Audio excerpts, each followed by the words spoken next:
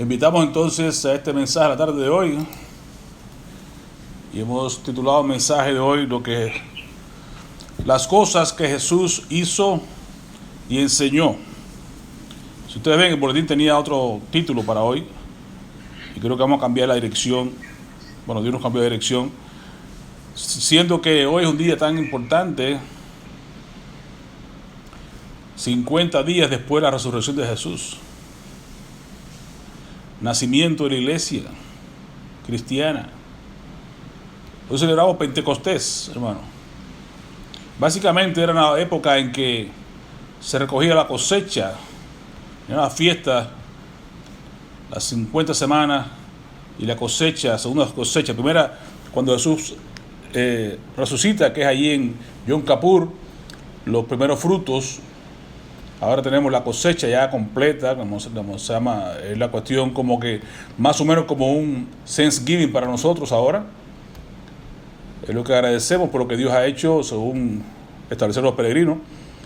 Pero para el pueblo de Israel era esto, era el tiempo de la cosecha, el tiempo que venían a celebrar una de las fiestas grandes que tenían ellos establecidas por Moisés, y era la fecha de la cosecha. Así que, y es curioso, interesante cómo realmente vamos a ver acá la gran cosecha que hubo en ese día de Pentecostés. 3,000 almas fueron salvadas y de ahí nació la iglesia primitiva. Pero vamos a ver por paso estos dos primeros capítulos de Hechos. Yo creo que ya me gusta tanto este libro que vamos a seguirlo. En lugar de ver la serie que tenemos propuesta para hacer, lo dejaremos para más adelante. Vamos a terminar el libro de los Hechos, si Dios permite. Vamos a entrarle y vamos a seguirlo porque realmente es la base. Es como volviendo lo básico, ¿no? Volviendo a revisar un poco lo que realmente debe ser la iglesia de hoy, lo que se ha perdido en el camino. Que revisemos un poquitico las bases. Es importante que vayamos otra vez a los orígenes, a los comienzos. Cada vez que andemos medio perdidos por ahí, vayamos al comienzo. Como vamos a Génesis constantemente, porque Génesis es el comienzo también de todo, ¿verdad? El libro de los comienzos. Así que nada, vamos a buscar acá en capítulo 1 de los Hechos.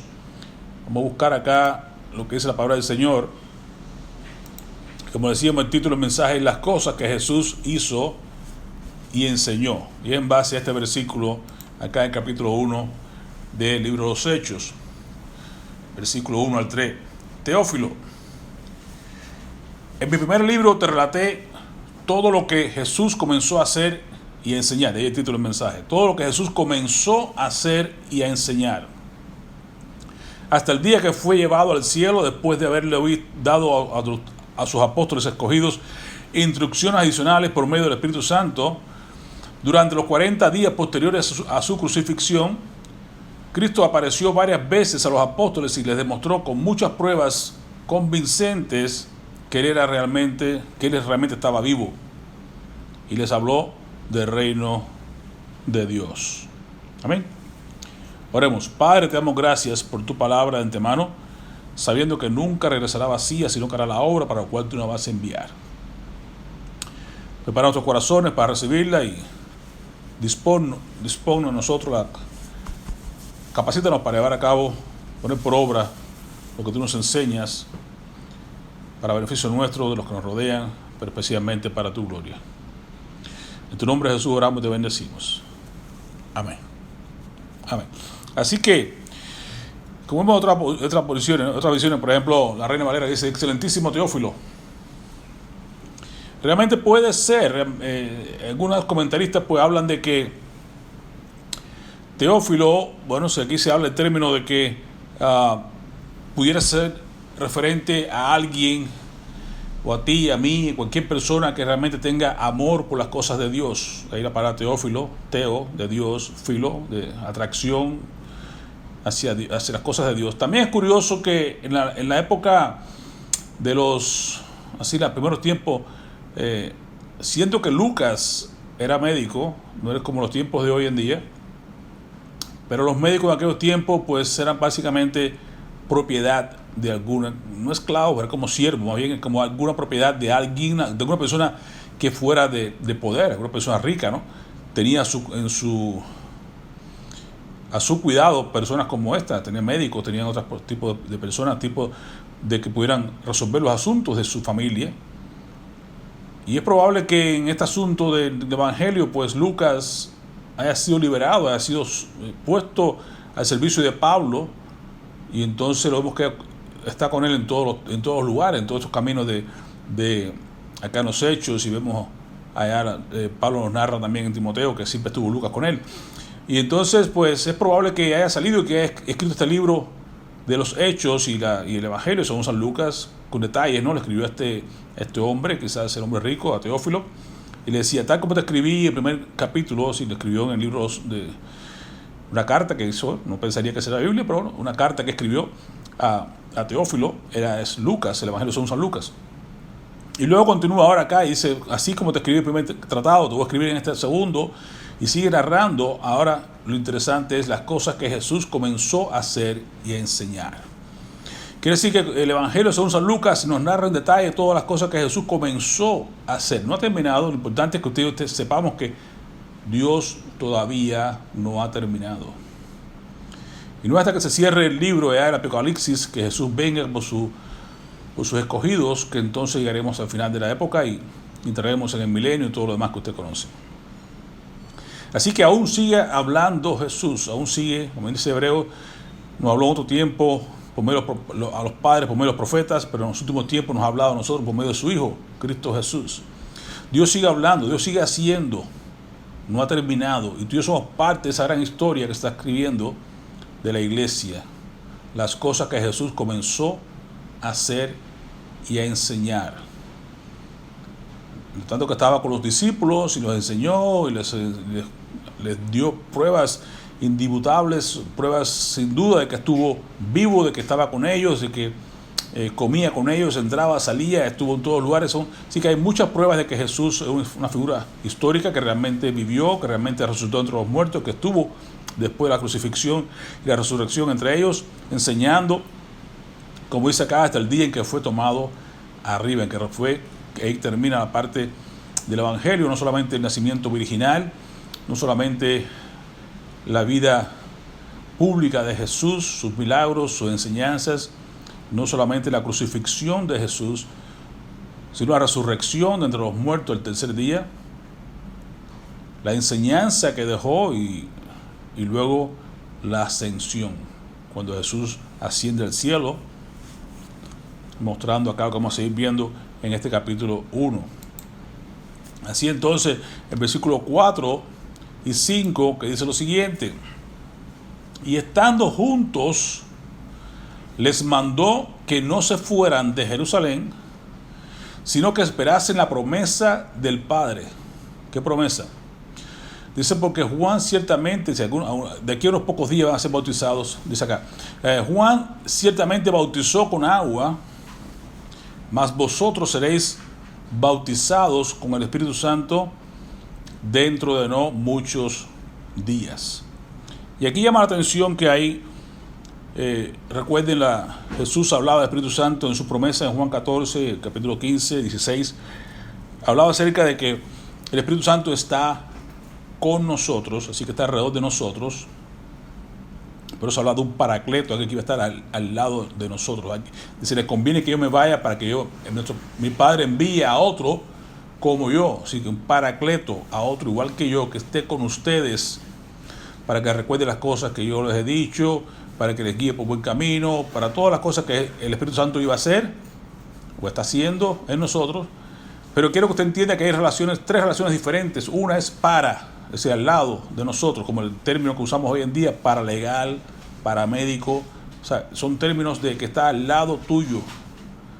También dice Jesús dijo entonces, el Espíritu Santo está con ustedes, pero vendrá el momento en que estará en ustedes. Y recuerda cuando Jesús se aparece a los discípulos y dice, sopla sobre ellos, recibid el Espíritu Santo. Lo reciben. Si ahora está en ellos, está dentro de ellos. Y cada persona que hoy en día recibe el Espíritu Santo, es decir, recibe a Cristo como Salvador, al mismo tiempo también recibe el Espíritu Santo con ellos. Así que está con nosotros, está en nosotros. Pero faltaba algo interesante, es lo que estamos viendo acá, este gran evento de Pentecostés, donde dice Jesús, hay que esperar, no se vayan, ya tienen al Espíritu con ustedes, ya lo tienen en ustedes, pero no se vayan porque hay que esperar en el Señor. Cuando Dios diga entonces enviará a vosotros para que seáis bautizados. Si viene el Espíritu epi, ahora es sobre vosotros, vendrá el Espíritu Santo. Y es una experiencia que viene en varias ocasiones, no una sola vez, en el sentido, en nosotros como creyentes podemos tener esa llenura del Espíritu Santo que Pablo habla en Efesios capítulo 5, sed lleno del Espíritu Santo.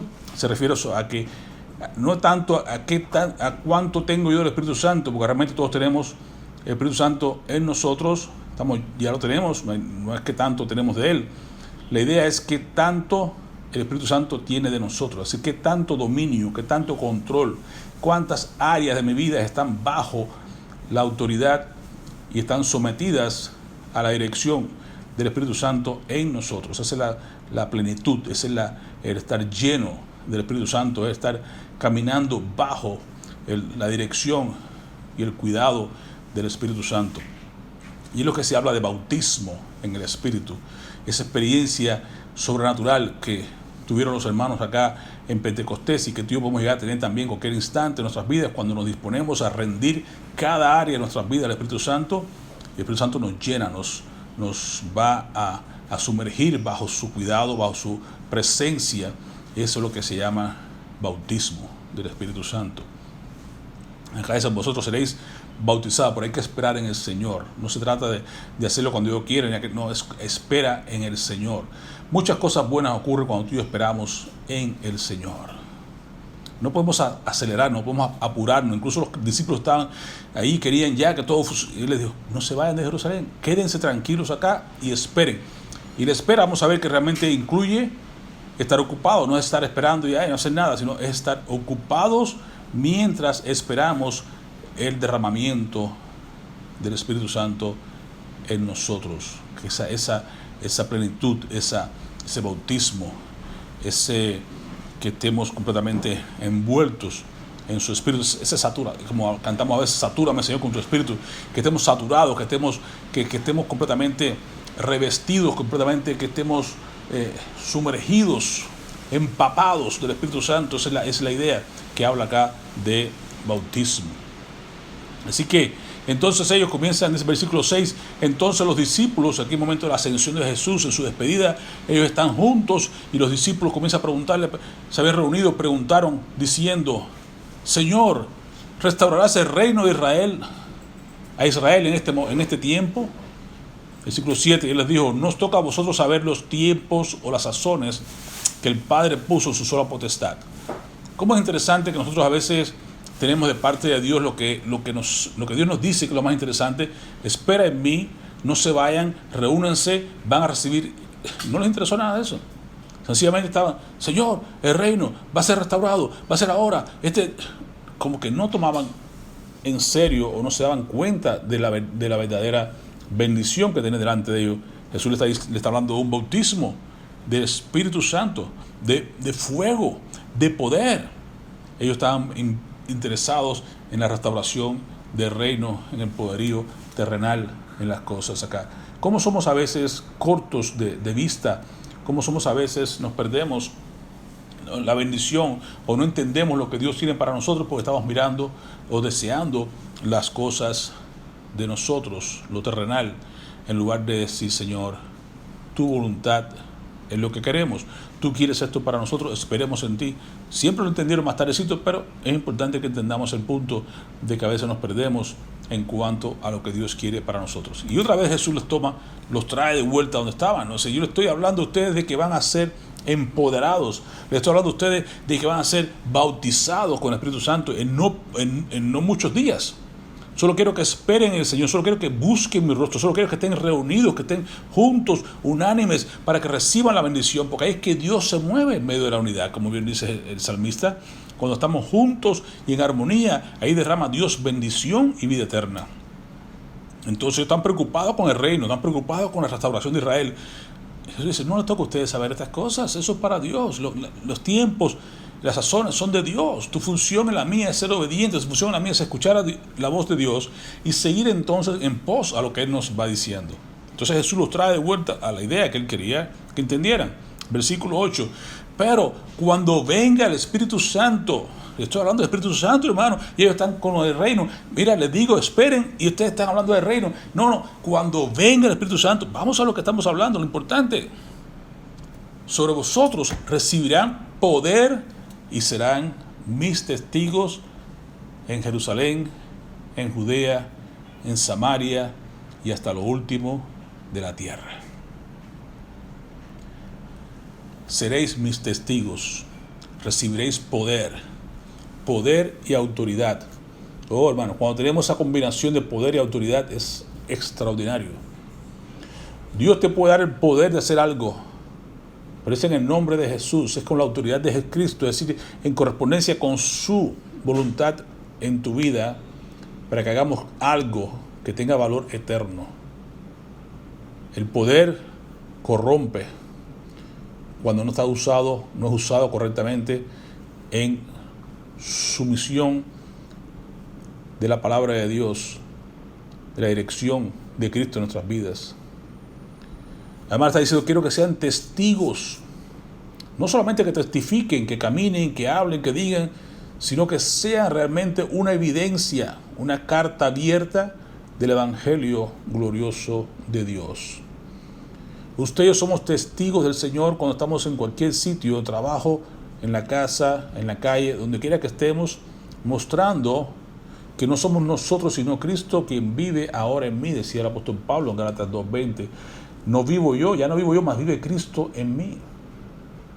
Y entonces podemos poner en práctica lo que estuvimos viendo hace tiempito atrás, que Cristo en mí es la esperanza de gloria. Cristo en mí me permite perdonar. Cristo en mí me permite avanzar el reino de Dios. Cristo en mí me permite soportar las cargas los unos de los otros. Cristo en mí me va a permitir a mí entonces amar aún a los enemigos.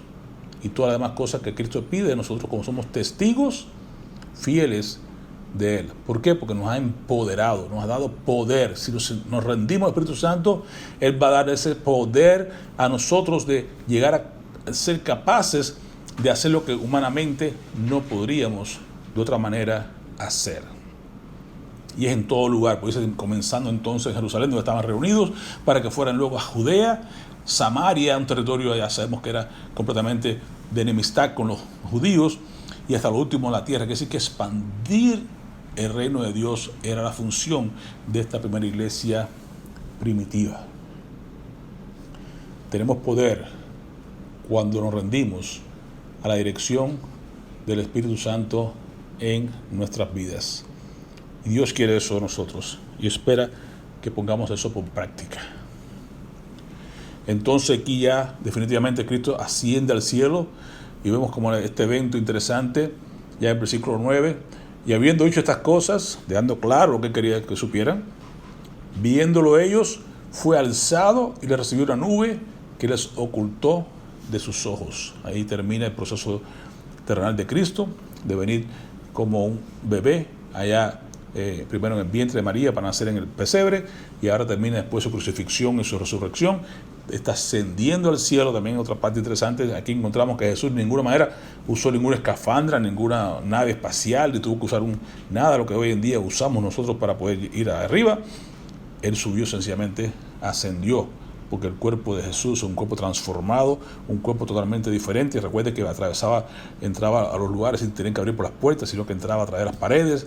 Y no era un espíritu, porque realmente decía, un espíritu no tiene huesos, no come ni bebe, y él hizo todas estas cosas. Pudieron tocarle, pudieron ver ahí sus llagas en las manos, su herida en el costado. Si no hay duda de que realmente era un cuerpo, pero un cuerpo transformado, de tal manera que ni aún la gravedad tenía potestad sobre Cristo. Él ascendió sencillamente así, hacia el cielo, una nube lo ocultó y lo quitó delante de los ojos de ellos. Así será nuestro cuerpo, hermano, transformado. Qué gran evidencia nos ha dado el Señor acá de los cuerpos que Dios tendremos cuando estemos en gloria. Qué bendición, hermano, tener un cuerpo así como que Jesús nos está mostrando acá, ¿verdad? Que no hay nada que pueda interrumpir, que tenga poder sobre ese cuerpo. Eso anhelamos, eso tendremos. Seremos, como dice Pablo, un abrir y cerrar de ojos, seremos transformados.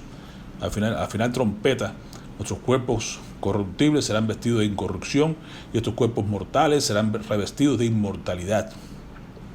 Oh Señor, qué bendición lo que nos espera a nosotros cuando estemos en gloria con Dios. Y yo asombrado porque realmente era algo extraordinario ver a Jesús levantarse así, sin más acá y sin más allá, sencillamente sin ningún tipo de objeto que lo tuviera levantando, un avión ni nada de esas cosas. Y ellos se quedaron asombrados. Y entonces aquí le viene el consuelo de los ángeles de Dios en Hechos 1, 10 y 11. Ellos se quedaron mirando fijamente al cielo mientras él se alejaba. Y de repente se les acercaron dos hombres vestidos de blanco que le dijeron: Galileos, varones Galileos, ¿qué hacéis aquí mirando al cielo?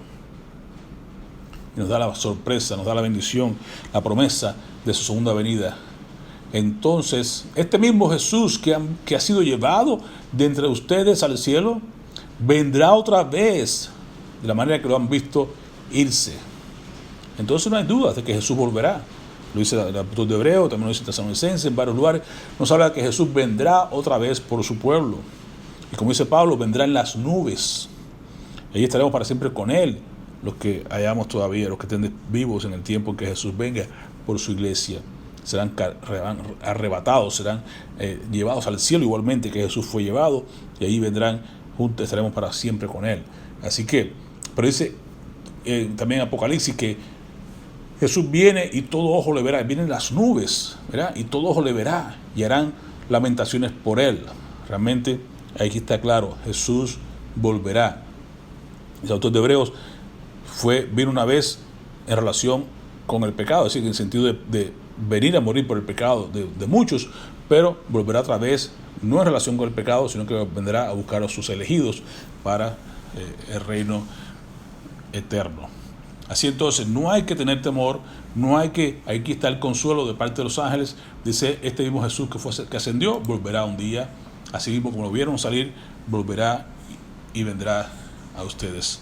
¿Qué les correspondía a ellos entonces? No estén aquí mirando al cielo, ya Jesús fue tomado. Hagan lo que les dijo, vayan y hagan lo que les dijo, vayan, esperen en el Señor, esperen en Dios a que la promesa sea cumplida. Y entonces ellos regresan ahí del Monte de los Olivos, llegan entonces al aposento alto, entraron y se reunieron, ahí estaban todos reunidos, alrededor de 120 personas estaban ahí, y miren la palabra, el versículo 14, y estaban todos unánimes en oración y ruego con las mujeres y con María, la madre de Jesús. Recuerden que María estaba ahora ya con Juan, y con sus hermanos. Si toda la familia de Jesús estaba ahí reunida con ellos, estaban en el aposento alto donde vivían todos juntos allá. Y entonces que dice, estaban todos unánimes, quiere decir, estaban todos una misma mente. Esa es la bendición de Dios.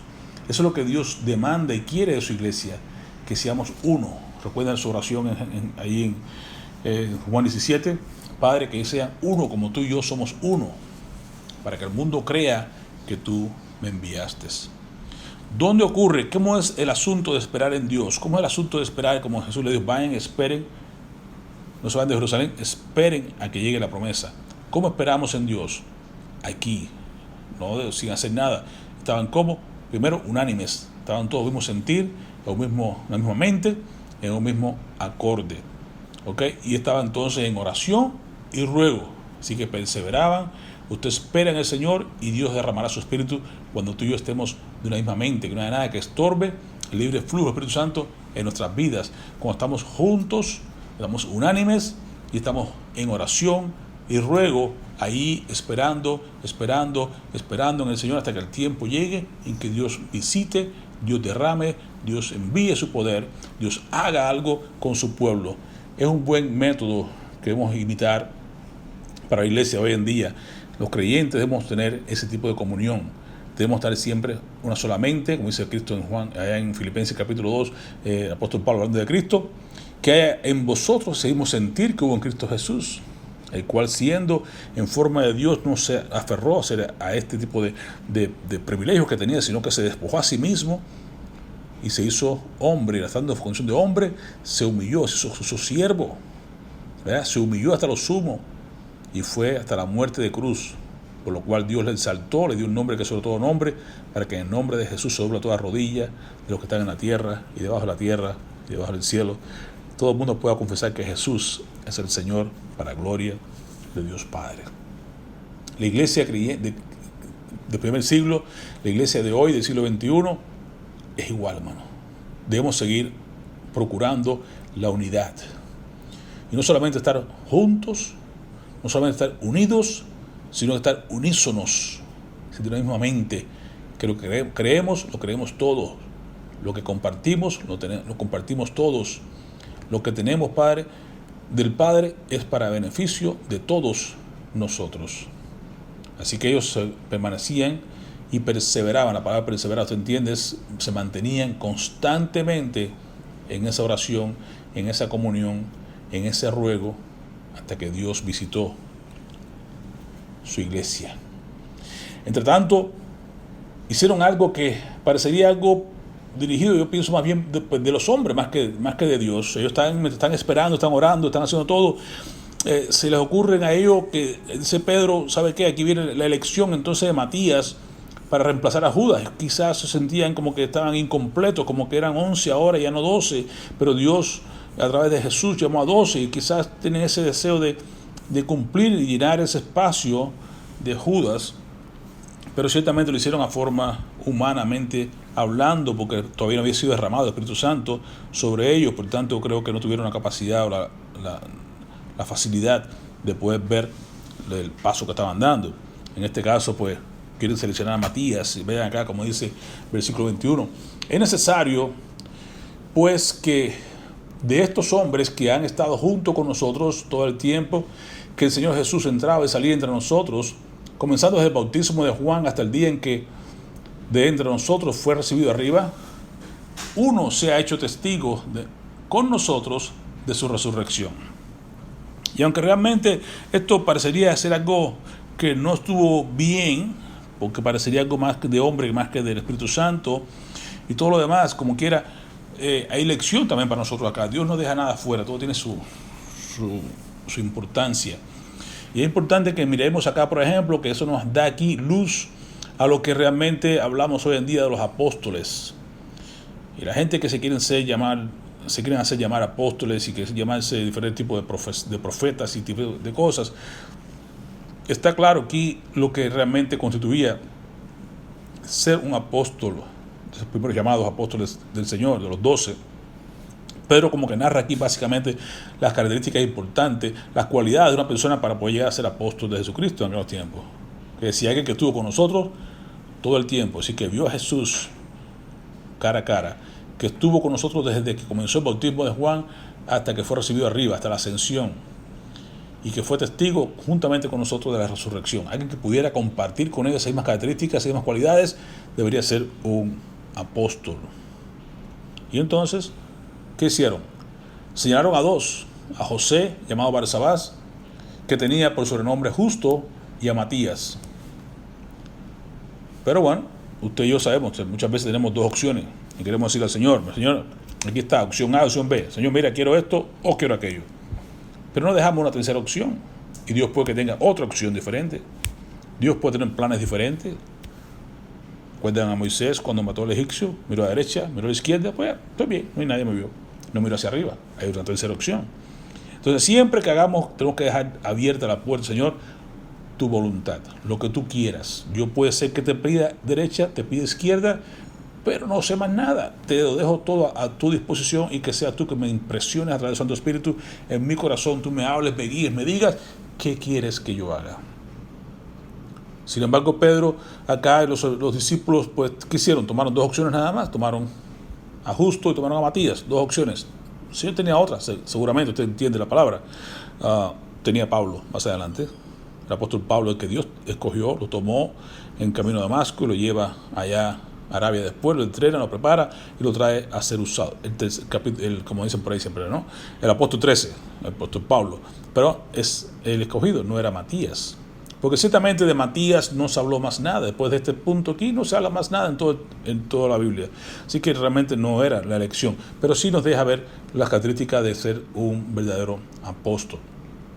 Y usaron por el método del Antiguo Testamento, pues usaron el método aquel de, ¿sabes?, tirar suerte, hacer lo que está establecido. Aquel entonces, por ejemplo, los sacerdotes tenían dos piedrecitas, una blanca y una negra, y ahí lo que llamaban el Turín y el Tumín, y entonces, pues, usted venía a buscar decisiones y ellos tomaban, y la que sacaban es la que decía, si era sí o si era no, dependiendo si era blanca, si era negra. Sí, era como un método que tenían ellos habitualmente para tirar suerte. Y se acuerda también la idea allá en Jonás, cuando estaban arriba del barco, y decía, vamos a ver quién fue, por quién vino esta maldición, y tomaron como unos palitos y a ver el que tuviera más corto, más largo, no sé. Bueno, el que así, echaban suerte, porque era el método que tenían para ellos poder decidir entre las cosas, ¿no?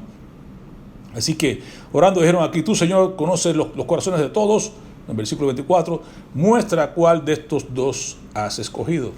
No es sencillamente ninguno de los dos, ¿verdad? Porque Dios no tenía en mente ninguno de ellos. Para que tome la parte de este ministerio y apostolado de que cayó Judas por transgresión para irse a su propio lugar. Le echaron suerte y la suerte cayó sobre Matías y fue contado entre los 11 apóstoles. Pero fue todo lo que pasó. De ahí para allá no hubo más mención de Matías.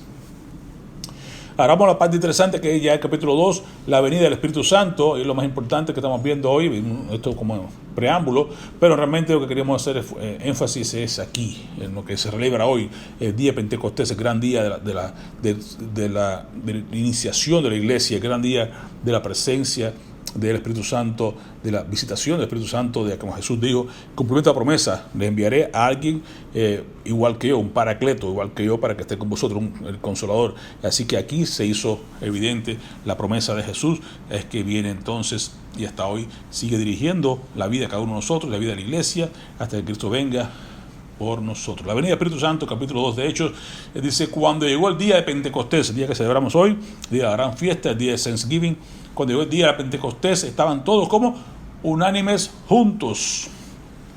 ¿Cómo los halló el Señor? Como les dijo, estén ahí en el aposento alto, juntos y unánimes.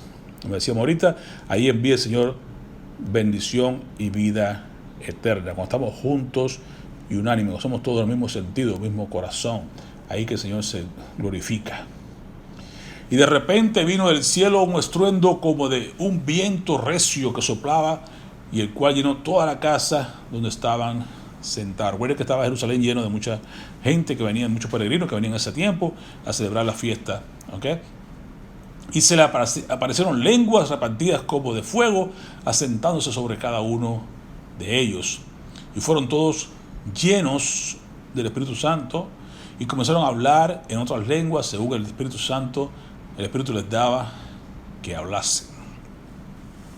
Aquí es importante reconocer, hermanos, que viene un viento fuerte, viento, acá es la palabra que se usa, el neuma, es la palabra en griego que habla de aire, ¿no? Lo que sacamos el término neumonía, sacamos el término, ¿sabe? de aire, ¿verdad?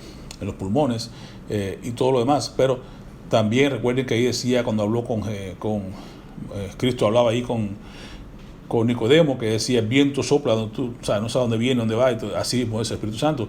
Llegó del cielo, y ellos llegaron este viento, este estruendo de viento que llegó, no sabían de dónde venía, pero era el Espíritu Santo que estaba llenando las vidas de estos hombres en aquel día, y mujeres, 120 en total, discípulos que habían ahí reunidos. Pero estaban todos unidos y unánimes, era importante. Y ese viento fuerte que llegó, ese estruendo que llegó como de viento que recio que soplaba, que llenó todo aquellos que estaban sentados. Y lo segundo que hay acá importante es el fuego, ¿okay? Esa lengua de fuego que estaba ahí, porque el fuego ilumina, el fuego quema, el fuego purifica, el fuego que envía a Dios aquí para iluminar la vida de estas personas y las personas que les rodeaban, que estaban alrededor de ellos, para que vieran la presencia de Dios. Yo decía, serán bautizados dentro de muchos días con fuego, decía Jesús, ¿verdad? Espíritu Santo y fuego, no con agua como Juan el Bautista, sino con Espíritu Santo y fuego. Fuego que ilumina, fuego que purifica, fuego que quita toda impureza de nosotros. Y estas lenguas que aparecieron sobre cada uno de ellos, entonces, para que fueran testigos, como dice el Señor, y seréis testigos. Comenzaron ahí a hablar en lenguas que ellos no habían estudiado, que no conocían. Claramente son idiomas. Sé que hay otras partes interesantes en la Biblia, en Hechos, acerca de esto que hay hoy en día, de hablar en lenguas. Nada malo con eso, un don que Dios da, no es para todos tampoco, y de ser en orden. Lo vemos en capítulos 12, 13 y 14 de 1 Corintios. Pero en realidad sí tenemos acá que hizo el Señor un gran milagro. Capacitó a estos hombres que estaban sentados, que estaban unidos, que estaban en oración, que estaban en ruego, esperando en el Señor, y los capacita a ellos con un lenguaje de tal manera que pudieran proclamar el evangelio a toda aquella cantidad de personas que había en Jerusalén en ese día, que venían de otros muchos tantos lugares que ustedes vamos a ver acá, la palabra nos enseña. Entonces Dios tenía una necesidad importante, era que estos hombres y mujeres que habían venido a peregrinaje, que venían a las fiestas, salieran a sus pueblos, a sus ciudades, donde venían llevando el gran mensaje de salvación. ¿Y cómo lo hizo? Pues rápidamente se hizo como una traducción global, como que en cada idioma de cada persona pues estaban recibiendo este mensaje, y cada uno de ellos fue llevando a su ciudad la expansión del evangelio de una manera gloriosa, de una manera de multiplicación. Hablaban lenguas según el Espíritu Santo les daba que hablase. Ellos no habían estudiado, no sabían que ellos estaban hablando, y es el que estaba escuchando que se daba cuenta de lo que estaba pasando. ¿Qué quiere decir esto? Versículo 2:5. Moraban entonces en Jerusalén judíos, varones piadosos de todas las naciones bajo el cielo. Ahí hay una gran oportunidad que tuvo Dios de usar el Espíritu Santo para expandir su mensaje. Y hecho este gran estruendo del viento que sopló, recio que sopló, eso, ¿no?, que todo el mundo escuchó y se entendió, se juntó la multitud y estaban confusos porque cada uno les oía hablar en su propia lengua. Así que está claro que no es una jerigonza, no era nada, eran lenguajes que eran entendibles por aquellas personas que estaban escuchando según el idioma que ellos conocían y entendían.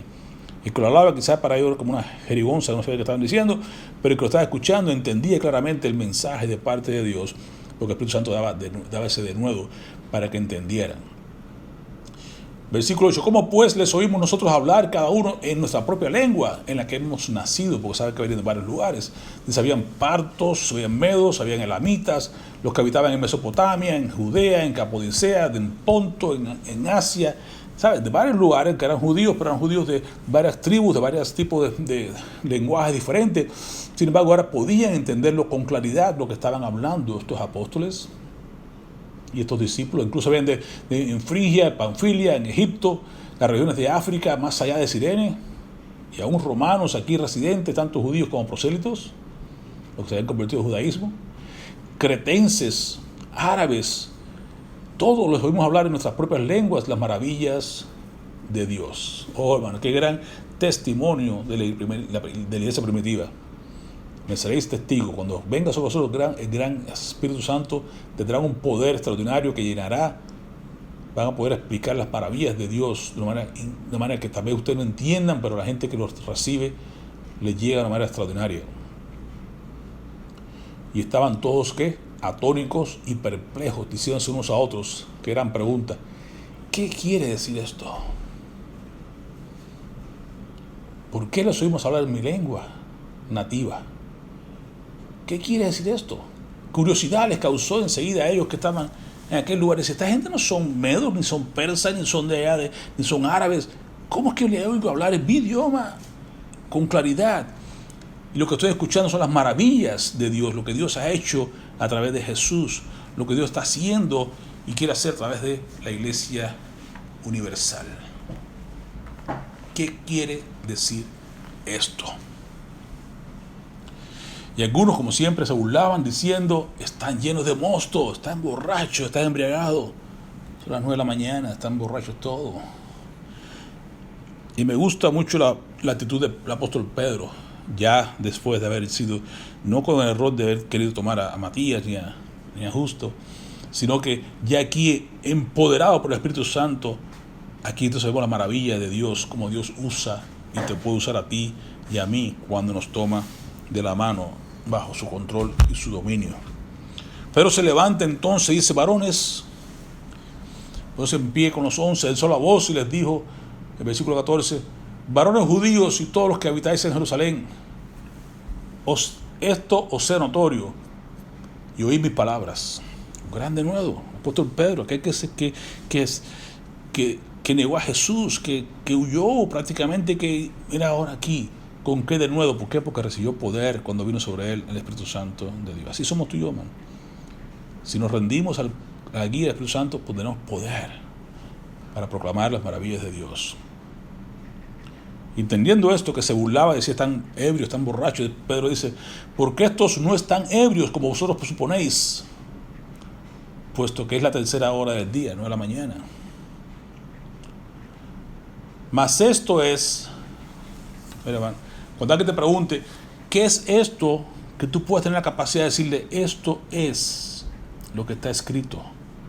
Pero ¿cómo lo vamos a hacer si no pasamos tiempo en la palabra de Dios? Si no hacemos como el consejo que le dio el Señor, le dio Dios ahí a Josué. Estudiamos en la escuela dominical hoy. Que medites en la palabra de Dios de día y de noche, no te apartes de derecha ni izquierda, para que todo lo que hagas pueda prosperar tu camino. Entonces Pedro, que conocía la Escritura, puede decir, ¿qué ustedes dicen? ¿Qué es esto? Yo te respondo, esto es lo que dijo Joel. Entonces usted tiene que conocer la palabra para cuando alguien te pregunte ¿qué es esto? ¿O qué significa esto? ¿Qué significa aquello? Usted pueda responderle correctamente con la palabra. Esto es lo que está escrito. Esto es lo que dijo acá Dios en Ezequiel. Esto es lo que dijo aquí Dios en Jeremías.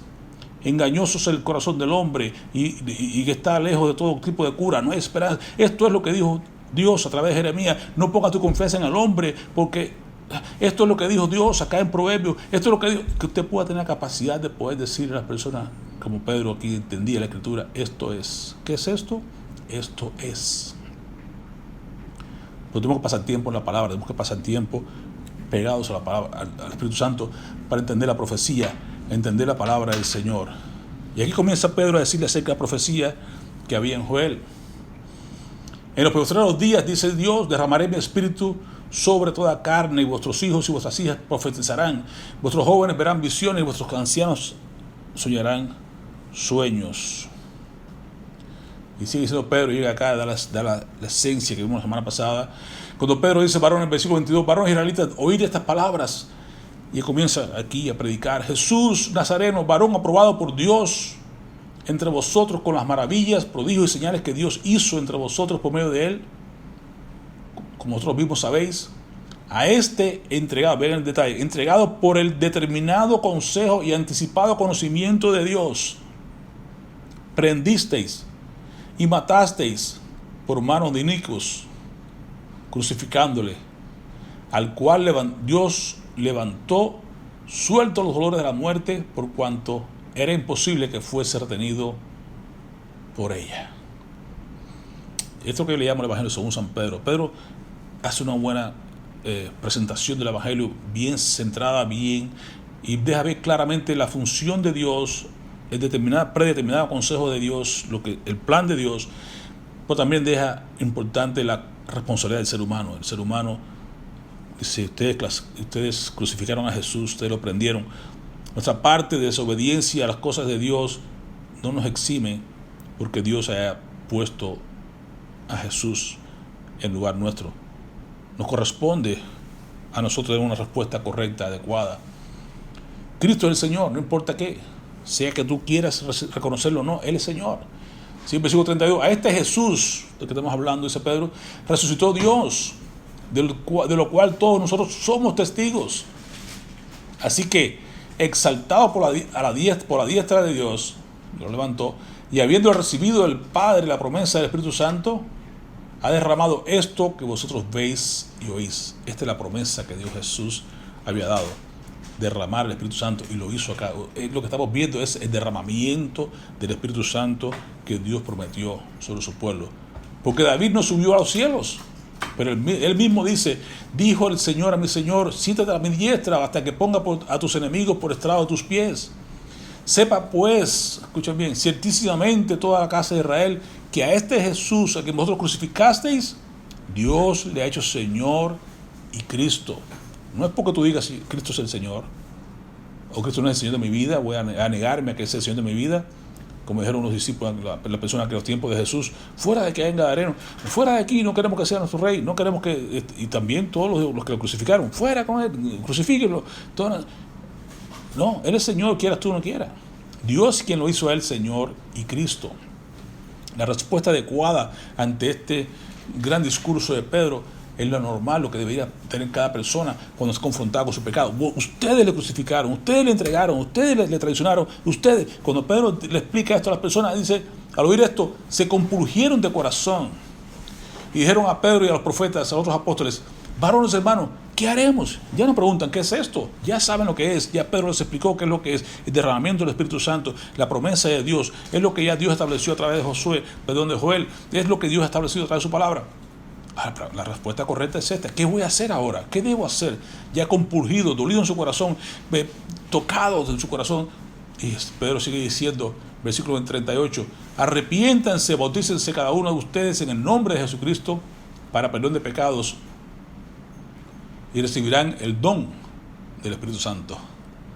Serán también lo que hemos recibido nosotros, lo que Dios nos ha dado el Espíritu Santo ahora. Ese derramamiento no solamente para nosotros, no es exclusivo para nosotros, es para toda aquella persona que quiera recibirlo. Cuando nos arrepentimos, cuando nos bautizamos, cuando venimos entonces a buscar perdón de pecados en Cristo Jesús, y entonces recibimos nosotros también esa gran bendición del Espíritu Santo. ¿Para quién la promesa? ¿Nada más para los apóstoles? No. Dice Hechos 2:39, porque para vosotros es la promesa, y para vuestros hijos, y para todos los que están lejos, para cuantos el Señor, nuestro Dios, llamare. Dios te llama, tú respondes, la promesa es para ti. Y con otras muchas palabras testificaba y les exhortaba diciendo, sed salvos de esta generación perversa, arrepentidos, convertidos, acercados a Dios. Y cuando eso ocurrió, hermano, ahí vino una gran bendición, la gran cosecha. Día de Pentecostés es el día de la gran cosecha, le habíamos hablado, ¿no es cierto? Así comenzamos a ver acá, el capítulo 2 de Hechos, la vida de los primeros cristianos. ¿Okay? Versículo 41. Así que los que recibieron su palabra, los que fueron compurgidos, los que llegaron a tener un entendimiento claro de qué es esto, de pasar de qué es esto, a qué haremos, y lo hicieron, entonces dice que fueron bautizados y se añadieron aquel día como 3,000 personas. ¿Será un avivamiento extraordinario esto, sí o no? ¿Será que realmente Dios se mostró con gran poder ese día? 3,000 personas fueron bautizadas y añadidas a la iglesia en su primer día de inauguración de la gran iglesia cristiana del Señor. Dios es el mismo ayer y hoy por los siglos. Dios no ha cambiado. Su Espíritu Santo sigue en medio nuestro, sigue en nosotros y quiere bautizarnos con Él. Quiere que seamos sumergidos bajo su dirección, su cuidado, su amor, su poder. Y entonces veremos muchas almas venir al Señor como solamente acá nos mostraba. ¿Cuál es tu función y la mía? Dice el versículo 42, y perseveraban. Recuerden que se quedaron buscando el Espíritu Santo y perseveraban unánimes en oración, ¿se acuerdan? Ahora dice, estos primeros discípulos decía, perseveraban, la palabra clave es perseverar, es mantenerse, no quitarse, no echarse por un lado. Perseveraban en la doctrina de los apóstoles, en la comunión unos con otros, en el partimiento del pan y en las oraciones. Qué bella iglesia. ¿Te gustaría ser parte de una iglesia como esta? Una iglesia que realmente esté en la palabra, que se abra siempre el pan de Dios, que es la palabra del Señor. No solo de pan vivirá el hombre, sino toda palabra que sale de la boca de Dios, ¿recuerden? Que se abra, que miremos la doctrina de los apóstoles, que veamos los evangelios, que examinemos cada una de las partes donde Jesús hablaba y enseñaba, instruía y nos preparaba, que perseveremos en esas enseñanzas de Jesús, que tengamos comunión unos con otros, que nos llevemos bien los hermanos, que estemos ahí unos para los otros, soportando las cargas los unos de los otros, amándonos unos a otros, teniendo paciencia unos para con los otros, animándonos unos a otros, exhortándonos unos a otros, perdonándonos unos a otros, y en el partimiento del pan, ya lo que ya lo físico, y orando unos por otros para ser sanados. La vida de los primeros cristianos, hermano, trajo fruto, y quiere traer el mismo fruto para nosotros hoy. Versículo 43 dice, y sobrevino entonces temor a toda persona, y muchas maravillas y señales eran hechas por los apóstoles. Todo el libro de los Hechos, pero se habla del libro Hechos de los Apóstoles, realmente debe llamarse el libro de los Hechos del Espíritu Santo, porque todo era en base a lo que el Espíritu Santo comenzó a hacer de aquí en adelante, a través de todo el libro de los Hechos, que vamos a revisar, si Dios permite, en las próximas semanas. ¿Okay? Así que muchas maravillas se hacían y señales a través de los apóstoles, por el Espíritu Santo entendemos claramente, y todos los que habían creído estaban una vez más juntos y tenían en común todas las cosas. El mejor sistema de welfare que usted puede ver. Y vendían sus propiedades, vamos a ver después de Bernabé, vamos a ver también a Ananías y Zafira, y vendían sus propiedades y sus bienes y los repartían a todos según la necesidad de cada uno. Amén. Así que no había necesitado entre ellos, no había viudas pobres, no había gente que no tuvieran cuidado, porque todos compartían lo que tenían, eran de todo el verdadero comunismo. Lo vemos acá en la primera iglesia primitiva. Todo eso es común, todo era común de todos. Todas las propiedades, lo que tenía más vendía, y lo que con ese dinero compartían y compraban y ayudaban a todo el que necesitaba las cosas. Y así terminaba también el capítulo. Y perseverando, una vez más, perseverando unánimes. Ven, juntos, mismo sentido, mismo acorde. Cada día en el templo y partiendo el pan en las casas, comían juntos con alegría y sencillez de corazón. ¿Qué más hacían? Alabando a Dios y teniendo favor con todo el pueblo, haciendo bien a las personas que necesitaban. ¿Y qué pasaba entonces? Y el Señor añadía cada día a la iglesia los que habían de ser salvos. La salvación, hermano, es tarea de Dios. Hoy hablamos de la fe, pero la fe es un don de Dios. No es un regalo de Dios, no de nosotros. Por tanto, Dios es quien da la fe salvadora. Todos tenemos fe, realmente, como decía el hermano Mato. Nadie tiene fe que va a poner la llave en el carro y que el carro va a salir. No va a irse a llevar la batería y no va a arrancar. Que tiene fe que se va a sentar en una silla, así va a aguantar. Vamos a poner las patas, se va a caer. Es decir, hay fe. Todo el mundo tiene fe. Hay fe de demonios. Los demonios creen y tiemblan. Pero la fe salvadora es un don de Dios. Viene solamente de parte de Dios. Dios es quien añade esa fe. La fe que tú vas a poner en práctica, la fe que tú vas a poner en Cristo Jesús como el Hijo de Dios. La fe que te lleva a una fe salvífica, esa es lo que hace que seas salvo. Esa parte la hace Dios. Tu función y la mía es mantenernos juntos, perseverando juntos, en armonía, unánimes, compartiendo en lo que es comiendo juntos con sencillez de corazón, alabando a Dios y favoreciendo a la gente que está en necesidad alrededor nuestro. Esa es nuestra función. Y el Señor se encarga de añadir a la iglesia los que han de ser salvos. El gran día de Pentecostés comenzó, pero no ha terminado, hermano. Cada día es un buen día para tú tener una buena cosecha. Cada vez que tú digas, Señor, quiero ser usado por ti. Envíame a mí. Señor, llena mi vida. Satúrame con Santo Espíritu.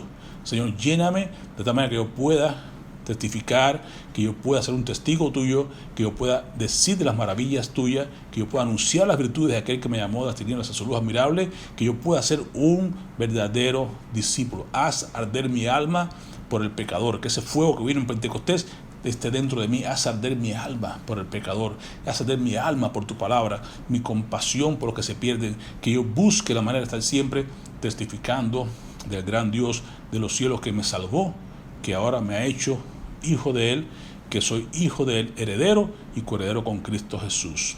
A Él sea la gloria por los siglos de los siglos. Amén. Amén. Oremos. Padre, te damos gracias por este recordatorio del día de Pentecostés.